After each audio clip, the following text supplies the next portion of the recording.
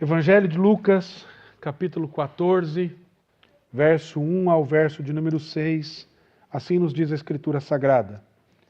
Aconteceu que, ao entrar ele num sábado, na casa de um dos principais fariseus, para comer pão, eis que estavam observando. Ora, diante dele se achava um homem hidrópico. Então, Jesus, dirigindo-se aos intérpretes da lei e aos fariseus, perguntou-lhes: é ou não lícito curar no sábado? Eles, porém, nada disseram. E tomando-o, o curou e o despediu. A seguir, lhes perguntou: qual de vós, se o filho ou o boi cair num poço, não o tirará logo, mesmo em dia de sábado? A isto, nada puderam responder. Vamos orar mais uma vez, meus irmãos. Obrigado, Senhor, pela tua palavra. Obrigado, Senhor, pelo tempo que o Senhor nos proporciona de estarmos reunidos como família da fé para adorarmos ao Senhor. E agora fale ao nosso coração por meio da exposição da Escritura. Que as palavras dos meus lábios, o meditar do meu coração, sejam agradáveis na tua presença. Meu Senhor, minha rocha, meu Redentor, amado da minha alma, em nome de Jesus. Amém. Meu querido, interessante percebermos o que acontece nesta cena. Uma manhã de sábado, uma pequena vila judaica, e nós vemos o dia do descanso, o dia que era separado para a adoração, o dia da santidade, o dia em que nada devia ser feito, senão adorar ao Senhor, lembrar-se do Senhor. No entanto, naquela casa elegante de um dos principais dos fariseus, onde o Senhor Jesus tinha ali entrado para essa refeição, nós vemos que o clima não era um clima de devoção, mas era um clima tenso. Um grupo de fariseus, guardiões da lei, observava. O texto diz que eles estavam o observando. E nós, olhando para o contexto até aqui, nós percebemos que os fariseus estão caminhando ao lado de Jesus, vendo Jesus, observando Jesus, querendo achar alguma situação que possam enquadrá-lo para que achem alguma falta em Cristo Jesus. Mas esses guardiões da lei estavam observando com olhos frios cada movimento desse visitante incomum. Ele não vestia roupas sacerdotais, não carregava pergaminhos, mas as suas palavras e aquilo que ele fazia era recheado de autoridade divina. Esse era Cristo, Jesus, o Senhor. E o evangelista Lucas, na sua narrativa, leva a essa cena íntima nessa casa, porém carregada de conflito aqui. E ele diz que há um homem doente, o corpo inchado pela hidropisia, e ele está diante do mestre. Esse homem não diz uma palavra. A sua presença, por si só, já é um clamor, já é um grito de socorro. Mas naquela casa, a dor humana era apenas um teste teológico. Um teste teológico. Eles estavam ali não preocupados com a dor daquele homem, mas o que Jesus faria com aquela situação no dia de sábado. Os religiosos se colocaram ali não por compaixão, mas por conveniência. Então, quando a gente olha para essa cena, ela é uma cena cruel, é um cenário cruel. O sofrimento de um homem transformado em armadilha para pegar Jesus. Jesus, o Senhor do sábado, ele percebe todas as coisas. E é maravilhoso como Jesus trabalha com cada um de nós. Não pense que você engana Cristo, meu irmão. Sabe por quê? Porque ele sonda o seu coração. E Jesus, ele olha o coração desses homens. Ele sabe que está sendo observado.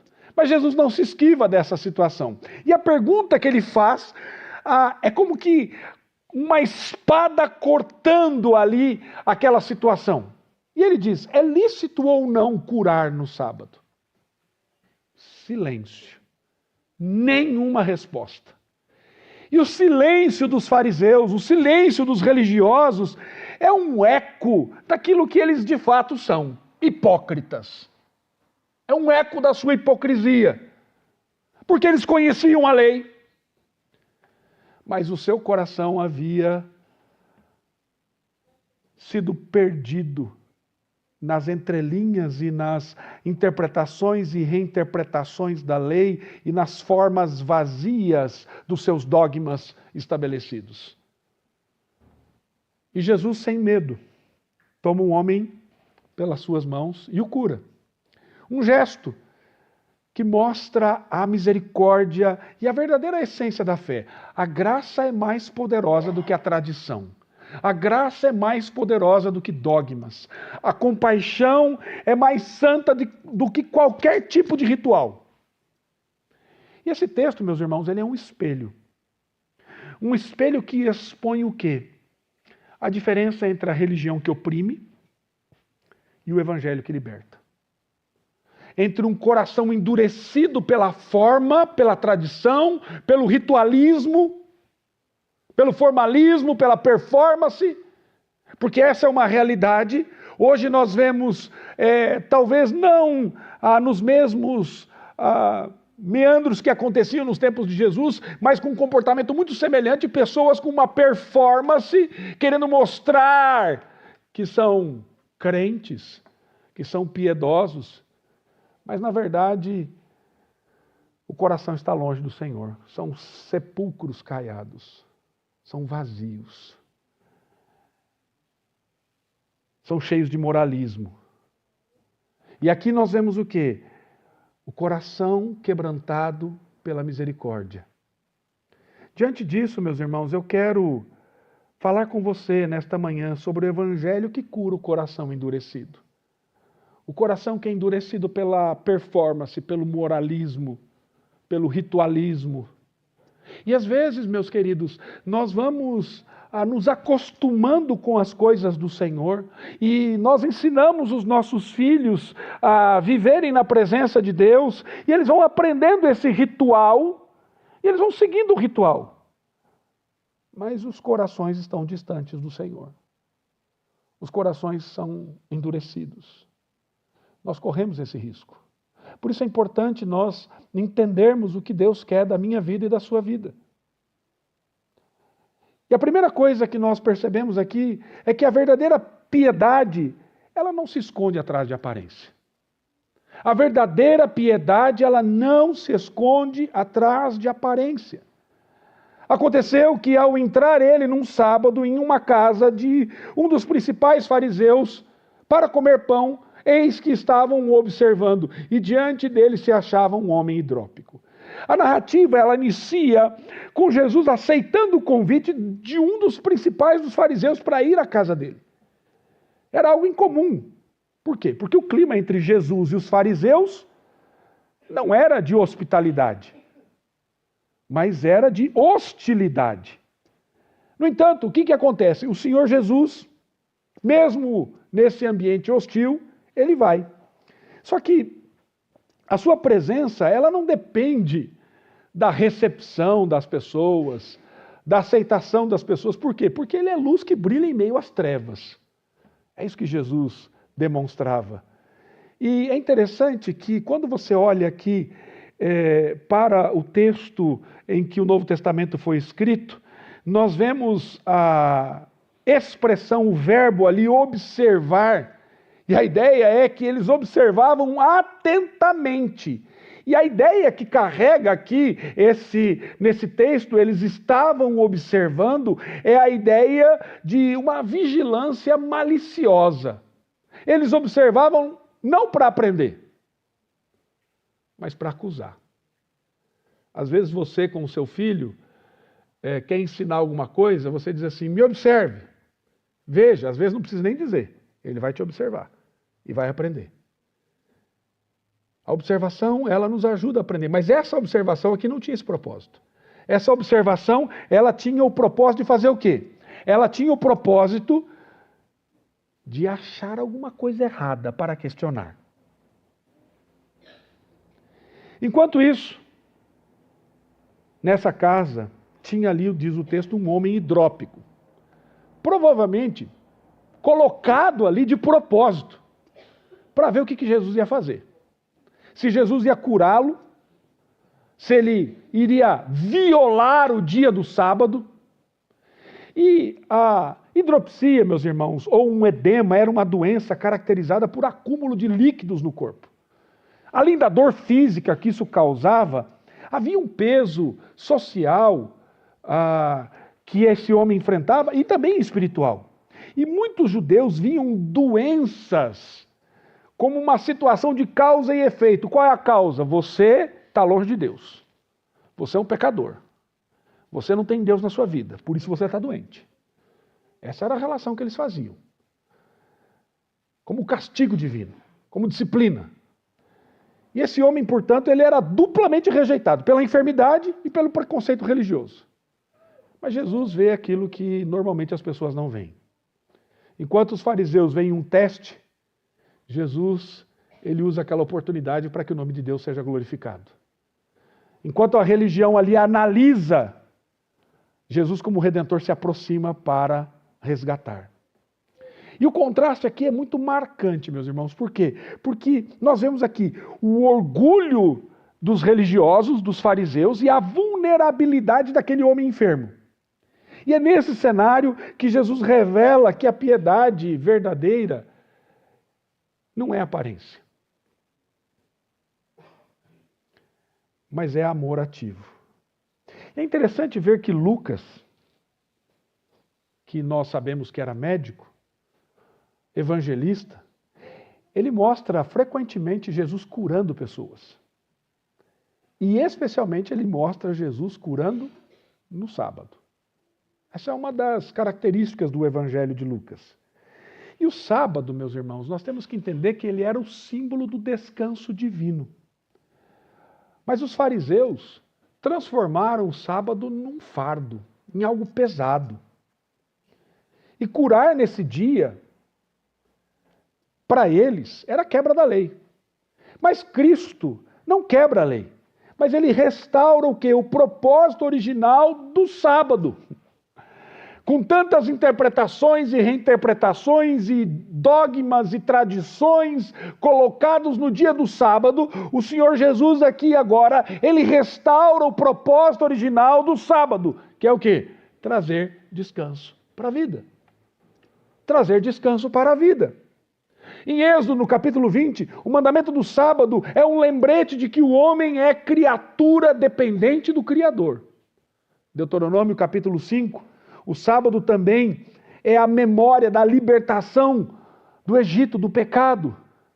Portanto, meu amado, nós temos que olhar para o dia do Senhor.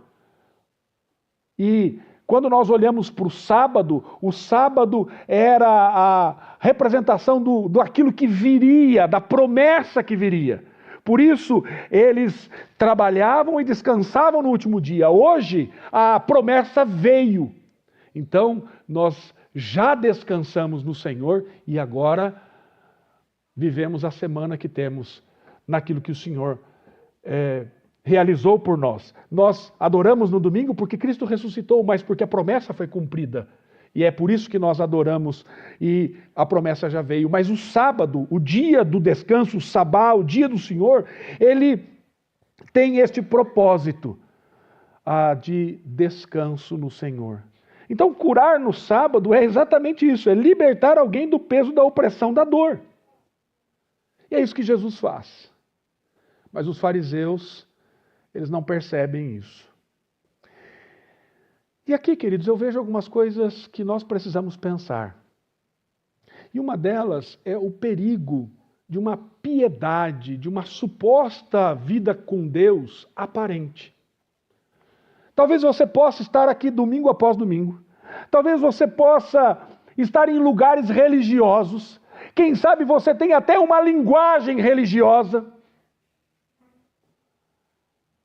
Mas você não viva de fato com o Senhor. Talvez você esteja como esses fariseus, procurando seguir algumas regras, mas a sua vida é aparente. Não tem a ação do Senhor naquilo que você faz, no seu dia a dia, no seu relacionamento com Deus, no relacionamento com as pessoas. E aí as pessoas, a relação ela é sem graça, sem fé, sem amor, é fria, calculista. Como igreja, meus irmãos, nós precisamos vigiar para não transformar o culto numa performance. Para mostrar para as pessoas, como eu disse às crianças, que diante do papai e da mamãe, nós estamos fazendo tudo certinho. Às vezes a gente acha que vir ao culto é fazer tudo certinho. Não, nós temos que vir ao culto. Nós temos que adorar o Senhor. Mas a nossa vida de culto não termina aqui, queridos. Não termina daqui a pouco, em alguns minutos, quando o amém tríplice, a bênção apostólica é impetrada e o amém tríplice aqui é cantado. E aí você vai para casa, não, agora é só domingo que vem. E agora, cada um por si e eu por mim mesmo. Né?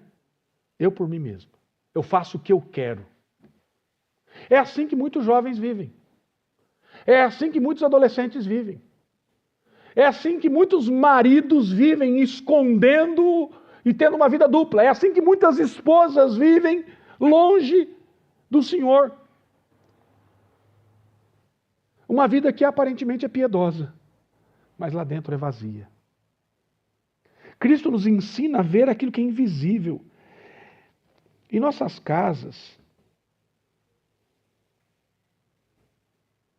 na nossa comunidade onde nós vivemos, há pessoas hidrópicas, cheias de dor, com vergonha, rejeitadas, desprezadas, que precisam ser vistas. E se nós não tivermos de fato uma vida piedosa, um relacionamento com o Senhor, nós não veremos essas pessoas. Nós seremos como esses fariseus. Sou presbiteriano, reformado. Mas cadê a compaixão? Cadê a graça? Cadê o amor? Onde essa fé que é para ser manifestada em boas obras acontece? Então, querido, o discipulado ele começa com esse olhar compassivo, amoroso de Jesus, que é reproduzido na nossa vida. E o Senhor nos chama para essa realidade, para uma compaixão que se expressa nas relações que nós temos. Quantas vezes tem pessoas sofrendo aqui? Você não percebe isso? Porque você está focado em você mesmo. Porque você está focado naquilo que você acha que deve acontecer. Então, meu amado, entenda que a verdadeira piedade não é só aparência, mas é relacionamento íntimo, ativo com o nosso Deus. Mas, em segundo lugar, o Evangelho revela o espírito da lei. Qual é o espírito da lei? A misericórdia é o cumprimento da justiça. A misericórdia é o cumprimento da justiça. Versos 3 e 4 nós vemos. Então Jesus, dirigindo-se aos intérpretes da lei e aos fariseus, perguntou-lhes: é lícito ou não curar no sábado? Eles, porém, nada responderam. E tomando-o, curou e os despediu. A pergunta de Jesus ela é direta. É lícito ou não é lícito curar no sábado? Você pode ou não pode fazer isso? E a ideia de curar aqui, o verbo para curar é o mesmo usado para descrever a ação divina de restauração. E ele coloca os fariseus diante de uma escolha moral: obedecer à letra da lei ou o espírito da lei. Eles, porém, fazem o quê? Se esquivam. Nada respondem. Ficam quietos. Só que esse silêncio, ele é revelador. Por que ele é revelador? Porque não é um silêncio de humildade. mas é um silêncio de hipocrisia. Eles sabiam que curar não violava a lei, mas eles tinham construído um sistema de controle sobre o povo. E se eles falassem que poderia curar no sábado, eles perderiam esse controle. Então o que Jesus faz? Jesus toma o homem, o toca, o que era impensável para um rabino, e ele cura. E esse verbo tomando expressa esse gesto firme, compassivo e amoroso de Jesus. O toque de Jesus é a ponte que acontece entre a graça, o céu e a miséria que nós temos. Queridos, nós só estamos aqui porque o Senhor Jesus nos tocou, porque Ele nos salvou. Como nós cantamos hoje, Hosana, salva-nos agora. Foi isso que Jesus fez. Não subsistindo em forma de Deus, não teve como usurpação o ser igual a Deus, se encarnou e habitou entre nós cheio de graça e de verdade, se humilhando para tocar o nosso pecado, para nos livrar com justiça. Jesus não apenas fala de graça, mas ele encarna isso. E depois o texto diz que ele o despede, ou seja, ele liberta, ele solta, ele envia de maneira agora livre. E essa é a natureza do Evangelho. O Evangelho nos transforma, nos restaura, nos cura e agora nos envia para que nós preguemos esse Evangelho a outros. Jesus, ao curar no sábado, está mostrando que a lei ela é boa, mas que a graça é o cumprimento perfeito. Como nós vemos lá na epístola do apóstolo Paulo aos Gálatas, a lei existe para tornar a graça mais desejável. É para isso que existe a lei. E Paulo explica em Romanos capítulo 10, verso 4, que o fim da lei é Cristo, para a justiça de todo aquele que crê. Isso não significa que Cristo anulou a lei, mas que ele cumpriu em sua plenitude, revelando o propósito da lei, que é tornar de fato a graça mais desejável. Vida, amor. Oséias capítulo 6, verso 6 declara: misericórdia quero e não sacrifício, e o conhecimento de Deus mais do que holocaustos. Jesus cita esse texto em Mateus capítulo 12, verso 7, quando é acusado de violar o sábado. E o sentido é claro: obediência a Deus nunca pode ser separada da compaixão pelo próximo. Ame ao Senhor sobre todas as coisas e ao seu próximo como a si mesmo. Então, a lei é dada para quê? Para proteger a vida, não para sufocá-la, não para encher de regras. E os fariseus, porém, haviam transformado o sábado no quê? Num compêndio de controle, de um sistema de controle. Mas eles haviam se esquecido que o sábado era a sombra de um descanso eterno. O descanso em Cristo. Então, quando Jesus cura este homem, o que ele está fazendo? Ele está antecipando aquilo que é definitivo que o Evangelho traz, que é o descanso eterno. Então, meu amado, deixa eu dizer uma coisa para você. A graça do Senhor sempre vai confrontar o seu coração legalista e moralista. O seu coração que quer se encher de performance, quer se encher de aparência para mostrar para os outros que você é consagrado, que você é santo, que você é bonzinho, que você não faz nada errado.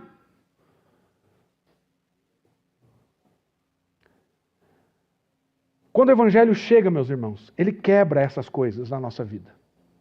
E ele nos chama à liberdade. A compaixão é a expressão mais pura da ortodoxia. Nós cremos num Deus soberano. Nós cremos na inspiração da Escritura Sagrada. Nós cremos numa vida nova, em santidade de vida. Mas toda doutrina verdadeira, ela deve gerar e deve ser aplicada com misericórdia, com graça. A teologia reformada não é fria, queridos. Ela é cheia de beleza. Beleza da graça que redime o homem. Da graça que alcança aqueles que estão perdidos. Sabe por quê, queridos? Porque eu e você fomos restaurados, curados, transformados por Cristo Jesus, justificados em Cristo Jesus, para sermos instrumentos do Senhor Jesus para curar homens hidrópicos. Porque Ele deseja tocar essas pessoas, por meio de mim e de você. Jesus transformou você, curou você, restaurou sua vida, equipou você, para que você seja instrumento dele para alcançar outros. Então o discipulado não é teórico. Ele é encarnado. Ele é vida. Servir a Deus é tocar o sofrimento daqueles que estão carentes do Redentor. E nós somos agora instrumentos nas mãos desse Redentor. Agora, por último, meus irmãos, nós percebemos que esse amor de Cristo nos chama a agir quando o mundo escolhe o silêncio. Versos 5 e 6. A seguir lhes perguntou: qual de vós, se o filho ou o boi cair num poço, não o tirará logo, mesmo em dia de sábado? A isto, nada puderam responder. Depois da cura, Jesus ele não deixa o debate suspenso. Ele apela à consciência moral dos seus ouvintes. E a sua pergunta é simples e irrefutável. Se um animal, ou mesmo seu filho, que merece socorro imediato, por que esse homem doente não merecia esse socorro imediato? E o argumento dele é baseado em princípios já presentes na lei. Deuteronômio capítulo 22, verso 4 diz: não verás o boi do teu irmão ou a sua ovelha caírem no caminho e te esconderás deles? Levantá-lo-ás com ele. Ou seja, em outras palavras, a própria lei que eles diziam defender já previa essa ação compassiva em qualquer dia. Em qualquer dia. E a palavra logo expressa o quê? A prontidão, a urgência do ato que deveria ser realizado aqui.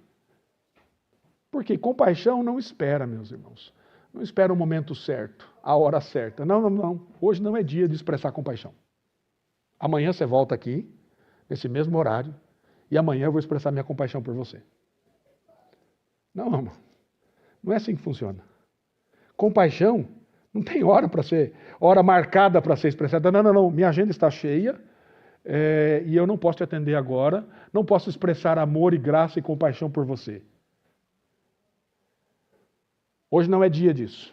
Hoje é dia de adorar o Senhor, não desse tipo de coisa. Os fariseus ficam calados. Eles ficam em silêncio. Nada puderam falar. Não replicaram, não responderam. Só que a verdade é que desarma essa hipocrisia, desmascara essa hipocrisia, esse cinismo destes homens. E Jesus, o que ele faz? É que ele usa o método rabínico do argumento do menor para o maior. Se é permitido salvar um animal, se é permitido salvar um boi, por que não a vida humana? E é interessante perceber as incoerências do ser humano nos nossos dias. Conversava com um irmão antes de começar o culto, ele dizia assim: eu fico indignado, pastor, que tem gente aí que fica lamentando porque cortaram não sei quantas árvores, mas é a favor do aborto. Como assim? É incoerente esse tipo de coisa. E era essa a incoerência dos fariseus. Eles diziam: não pode curar no sábado. Mas a lei permitia tirar o animal. Agora, Cristo ele usa esse argumento. Se é permitido salvar um animal que é fruto da criação do Senhor, quanto mais curar e salvar a coroa da criação, que é o ser humano. E ao fazer isso, ele reafirma o valor inestimável do ser humano criado à imagem e semelhança de Deus, como nós vemos no livro do Gênesis, capítulo 1, verso 27. A dignidade, a diferença do ser humano para toda a obra da criação é que o ser humano é criado à imagem e semelhança de Deus. Por que nós não somos a favor do aborto? Porque ali está sendo gerada a imagem e semelhança de Deus. Porque ali é gerado alguém segundo a imagem do Senhor, e aí está a dignidade do ser humano. Por que eu prego o evangelho para as pessoas que estão aí fora? Porque ele é criado à imagem e semelhança de Deus. E aí está a dignidade do ser humano, não porque há alguma coisa boa no homem. Não, é porque ele é criado à imagem e semelhança do Senhor. Cristo demonstra que o sábado, símbolo do descanso, encontra o seu cumprimento no próprio Cristo. Mateus capítulo 11, versos 28 e 29, ele nos convida: vinde a mim, todos que estáis cansados e sobrecarregados, e eu vos aliviarei, e achareis descanso para as vossas almas. Jesus é o verdadeiro sábado. O descanso não é um dia, queridos, mas o descanso é uma pessoa. É uma pessoa, e essa pessoa é Cristo. Curar no sábado é dar àquele homem uma amostra do descanso eterno. O silêncio dos fariseus é o retrato de um coração endurecido. Agora, quando o amor de Deus se manifesta, quem confia na própria justiça não vai ter o que dizer. E o problema é que às vezes nós estamos confiando na nossa própria justiça. Por isso que nós somos omissos diante do sofrimento do pecado. Agora a palavra de Deus nos confronta, porque o amor de Deus exige uma resposta de nós. Quando o evangelho nos alcança, ele destrói a indiferença. Deus nos chama a descer aos poços onde outros caíram, para tirá-los de lá. Tirá-los das trevas do pecado. Sermos instrumentos do Senhor para trazermos para a sua maravilhosa luz. Então, queridos, cada gesto de amor, de graça, de misericórdia é um eco do Evangelho. E a verdadeira fé não teme sujar as mãos como os fariseus tinham medo de sujar as mãos. Jesus não curou à distância, mas ele, tomando pela mão, o tocou e o curou. É isso que ele faz comigo e com você. Nós precisamos tocar as pessoas. Não apenas falar de amor. Não apenas termos um discurso aparente. Mas de modo tangível. Ou seja, visitar, acolher, ajudar, restaurar. Sabe por quê, querido? Porque o silêncio do orgulho, ele precisa ser quebrado. Porque às vezes nós não fazemos isso por conta do nosso orgulho, da nossa autojustiça. Quantas vezes nós conhecemos a verdade e a gente prefere ficar quietinho? Sabe por quê? Porque eu não quero me envolver. Porque é uma autoproteção. O fariseu, ele se cala. Sabe por quê? Para não se comprometer. A pergunta é, você tem se calado? Para não se comprometer? O discípulo de Jesus, que foi transformado pela graça, ele vai agir.